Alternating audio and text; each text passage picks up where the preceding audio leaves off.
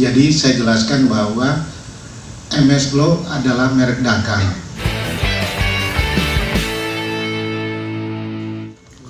Ih, ada yang nyaut. Selamat pagi menjelang siang teman-teman sekalian. Terima kasih sudah mengundang kami yang mendadak dari baru tadi malam. Jadi tujuannya hari ini sebetulnya adalah kami ingin memberi penjelasan. Ini kan adalah ada perkara hukum. Kami ingin menjelaskan dari sisi hukum apa yang terjadi yang sesungguhnya sehingga bisa mengurangi kegaduhan di luar. Itu sih tujuan sebetulnya.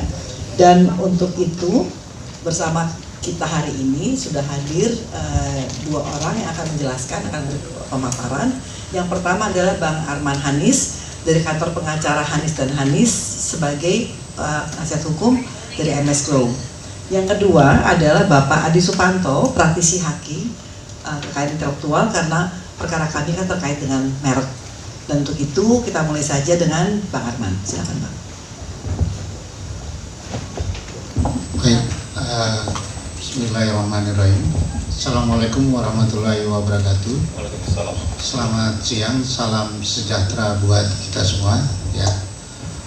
Rekan-rekan media yang saya hormati ya. Saya mungkin hanya menjelaskan secara singkat selaku kuasa hukum dari MS Glow mengenai permasalahan yang ada agar tidak menimbulkan kesimpang siuran atau spekulasi-spekulasi yang berkembang, karena kan ada beberapa hal yang harus kita tegaskan di sini. Mungkin saya akan jelaskan sedikit kronologis mengenai permasalahan ini. Jadi saya jelaskan bahwa MS Glow adalah merek dagang yang dimiliki dan telah didaftarkan oleh Ibu Sarodi Purnamasari dan telah terdaftar di Ditjen Haki pada 20 September 2016 dengan nomor pendaftaran IDN 0006333038 untuk kelas barang atau jasa nomor 3. MS Glow juga telah mendaftarkan mereknya untuk kelas 32, yaitu minuman serbuk buah, minuman serbuk buah sayur, dan 44. Nah, kelas 44 ini apa? Yaitu terdiri dari beauty clinic dan lain-lain ya. Pada bulan Februari 2022 kami atau MS Glow mengajukan gugatan di Pengadilan Niaga pada Pengadilan Negeri Medan terkait merek PS Store Glow yang memiliki kemiripan ya dalam hal nama, kemasan, jenis produk dan model bisnisnya. Gugatan tersebut telah diputus dan telah putusannya mengabulkan gugatan kami pada tanggal 14 Juni 2022. Apa dasarnya? Pertimbangannya adalah prinsip fair to use dan first to file atau pengguna pertama dan atau pendaftar pertama.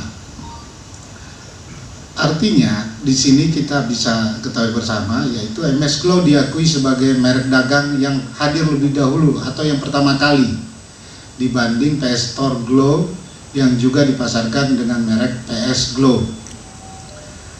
Di dalam putusannya juga Pengadilan Negeri Medan tersebut memerintahkan Ditjen Haki untuk mencoret nama merek PS Store Glow di kelas 3 dan 44. Dalam pertimbangannya, penggunaan merek PS Store Glow dilandasi itikat tidak baik dan tidak jujur karena telah membonceng, meniru, dan menjiplak MS Glow dan MS Glow for Men. Ini harus saya tegaskan ya. Dari hasil seluruh keputusan majelis hakim tersebut di Pengadilan Niaga Pengadilan Negeri Medan, itu sudah sangat cukup ya menjelaskan bahwa bukti-bukti yang telah diajukan oleh pihak dari MS Glow sudah cukup kuat atau kuat lah ya, tegas membuktikan bahwa MS Glow adalah pemakai merek pertama yang hadir lebih dulu dari PS Store Glow. Apa yang dilakukan oleh PS Store Glow dalam hal ini setelah Pengadilan Niaga Pengadilan Negeri Medan mengabulkan gugatan dari MS Glow? PS Store Glow ini melakukan upaya hukum kasasi terhadap putusan tersebut. Kenapa upaya hukum kasasi? Karena memang dalam undang-undang merek atau pengadilan niaga diatur bahwa apabila para pihak tidak puas dalam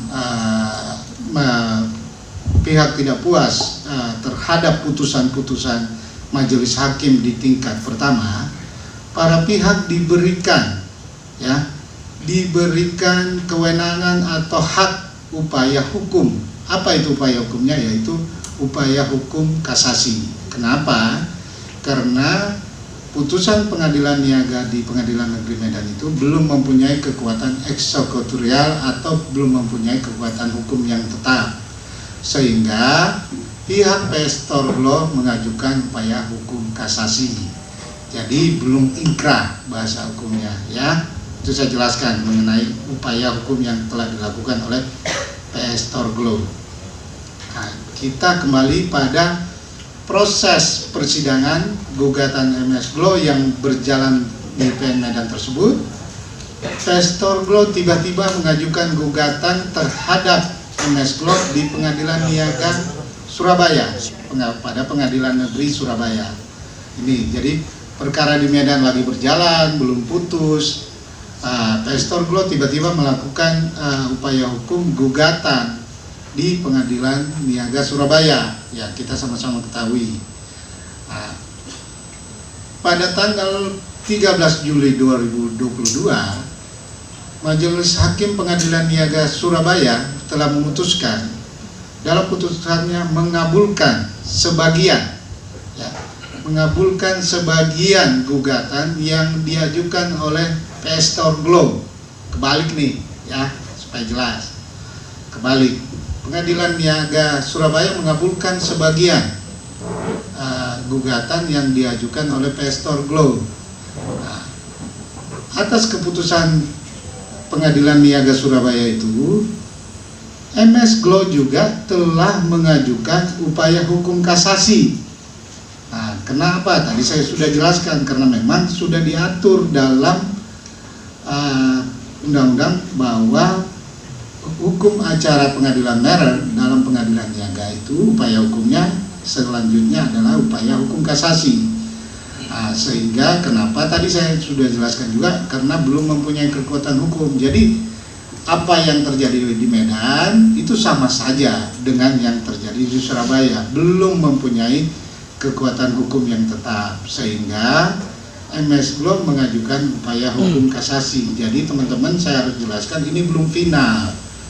Yang di Medan juga belum final, yang di Surabaya juga belum final. Jadi supaya tidak ada spekulasi yang berkembang bahwa MS Glo kalah, PS Glo kalah, MS Glo harus dihukum membayar sekian. Iya, dalam putusan Pengadilan Niaga disebutkan amar putusannya seperti itu. Tetapi para pihak dimungkinkan untuk mengajukan upaya hukum, sehingga putusan itu belum mempunyai kekuatan hukum yang tetap, sehingga kami selaku kuasa hukum MS Glo akan mengajukan upaya hukum kasasi. Oke, jelas sampai situ ya. Alasan kami mengajukan upaya hukum kasasi karena jelas, karena merek ini adalah hak kekayaan intelektual yang perlu sangat dihargai ya, dan dilindungi untuk mendukung iklim bisnis yang sehat. Kenapa? Karena memang kita sama-sama ketahui bersama, mungkin saya nggak usah sampaikan atau saya nggak usah jelaskan terlalu detail, kan semua teman-teman juga sudah tahu. Yang duluan atau yang mengeluarkan merek pertama kali adalah MS Glo. Kita tidak usah ada perdebatan di situ sebenarnya, kan faktanya seperti itu. Makanya kami menganggap hak kekayaan intelektual itu perlu dihargai dan dilindungi. Kenapa? Untuk mendukung iklim bisnis yang sehat ya. Saat ini juga saya sampaikan bahwa karena isu di luaran bahwa MS Glo diminta untuk menghentikan, itu sama sekali tidak benar. Bahwa dalam putusan tidak ada, ini putusan juga saya jelaskan, dalam putusan tidak ada amar yang menyatakan menghukum atau apapun itu untuk melarang memproduksi atau mengedarkan, tidak ada sama sekali. Nanti bisa dilihat di website, saya nggak usah menjelaskan buktinya apa, silakan melihat di website Pengadilan Niaga pada Pengadilan Negeri Surabaya. Ya, silakan teman-teman media melihat di website itu, sangat terbuka, transparan. Silakan melihat. Itu banyak saya lihat di media mengutip bahwa ada amar putusan seperti itu sama sekali tidak benar. Jadi amar putusan yang menghukum, melarang dan mengedarkan itu tidak ada. Saya tegas sampaikan tidak ada. Jadi silakan dilihat di website Pengadilan Negeri Surabaya, itu jelas hanya 2 poin yang dikabulkan. Ya, saya kembali lagi bahwa MS Glow saat ini tetap menjalankan produksinya dan menjalankan bisnisnya seperti biasa. Tidak ada yang berubah. Kenapa?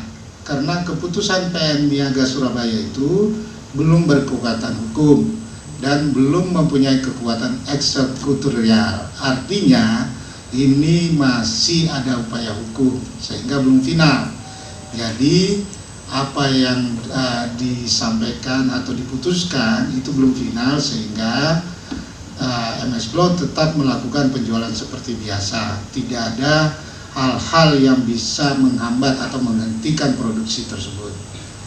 Intinya seperti itu. Kami berharap semoga keadilan dapat ditegakkan dan diberikan keadilan yang seadil-adilnya buat semua pihak.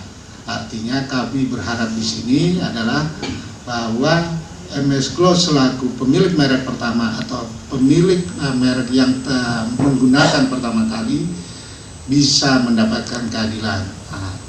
Intinya seperti itu teman-teman. Terima kasih.